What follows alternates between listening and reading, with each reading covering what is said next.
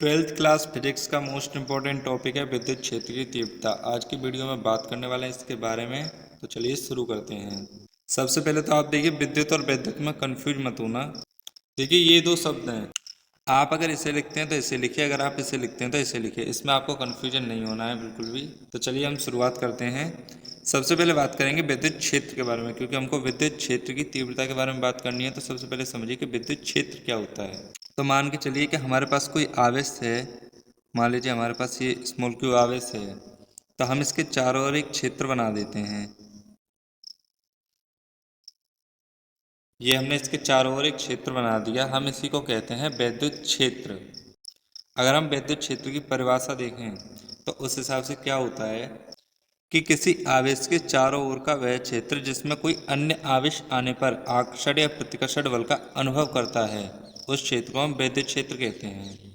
यानी कि अगर मान के चलिए ये जो हमारा आवेश है ये पॉजिटिव है, इस पर पॉजिटिव चार्ज है, और इसके बाहर यहाँ पर मान लीजिए कोई ऋणात्मक आवेश है जिस पर माइनस चार्ज है किसी आवेश पर।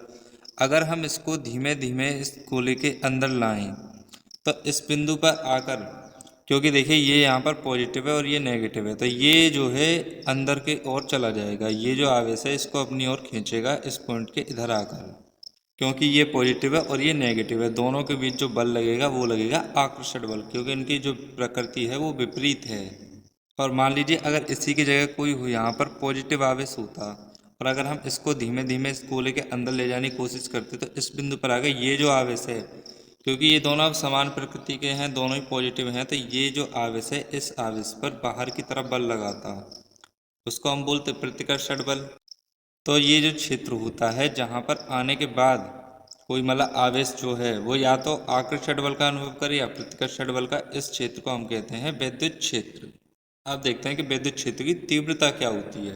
तो इसके लिए मान लीजिए हमारे पास यहाँ पर कोई आवेश है, इस पर हम आवेश लेते हैं क्यू नॉट और इसको बोलेंगे परीक्षण आवेश। ठीक है, इसके यहाँ पर मान लीजिए कोई क्षेत्र है हमारा, यहाँ पर बना देते हैं हम विद्युत क्षेत्र। ये मान लीजिए इसके चारों ओर कोई विद्युत क्षेत्र है। अब मान लीजिए कि यहाँ इस विद्युत क्षेत्र के किसी एक बिंदु से, माना हमने ये बिंदु मान लिया, इस बिंदु से यहाँ पर इस आवेश पर कोई बल लग रहा है जो कि है F। बस आपको ये दो चीज़ समझनी है कि कोई आवेश है धन परीक्षण आवेश, जिसके चारों ओर का एक विद्युत क्षेत्र है और इस पर F बल लग रहा है। बस आपको ये समझना है और आपको एक फॉर्मूला याद होना चाहिए आपके मन में, या आप लिख भी सकते हैं कि जो विद्युत क्षेत्र की तीव्रता होती है यानी कि E, वो बराबर होती है F अपॉन क्यू नॉट। ये है वो फॉर्मूला। हो सकता है आपको याद हो और ना हो तो आप इसे याद कर सकते हैं, याद कर लीजिए इसको, क्योंकि इसी से हम इसकी डेफिनेशन यानी कि परिभाषा बनाने वाले हैं। तो चलिए अब देखते हैं विद्युत क्षेत्र की तीव्रता की परिभाषा। अब देखिए ऊपर वाला जो भी मैटर था वो मैंने सिर्फ आपको समझाया था। आपको जो शुरुआत करनी है वो यहाँ से करनी है। आपको सबसे पहले लिखना है वैद्युत क्षेत्र में किसी बिंदु पर रखे धन परीक्षण आवेश पर लगने वाला बल व उस धन परीक्षण आवेश का अनुपात उस बिंदु पर विद्युत क्षेत्र की तीव्रता कहलाती है।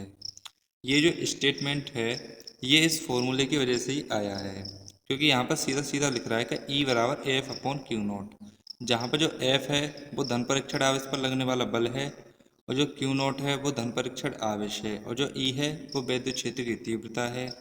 और ये जो कार्य जो भी हो रहा है ये विद्युत क्षेत्र में हो रहा है।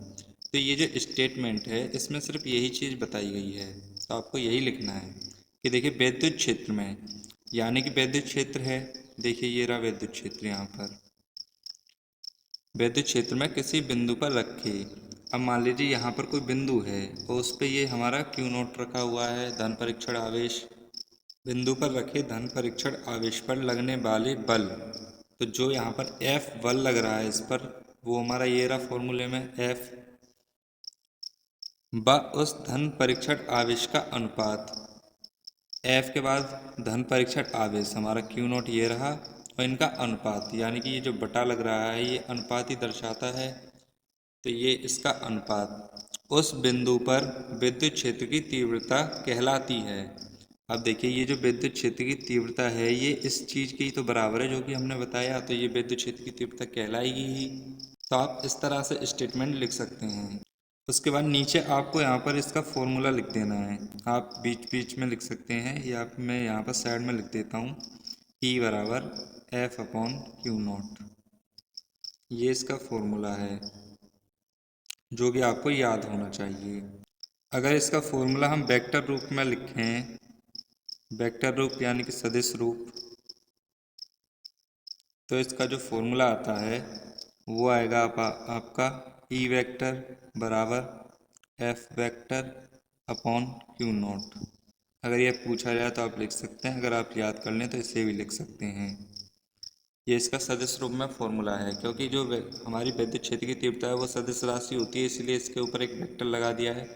और ये जो हमारा बल होता है ये भी सदिश राशि होती है, तो इसके ऊपर भी वेक्टर लगा दिया है। और अब देखिए, जो आपकी विद्युत क्षेत्र की तीव्रता का मात्रक होता है वो होता है आपका न्यूटन प्रति कूलाम।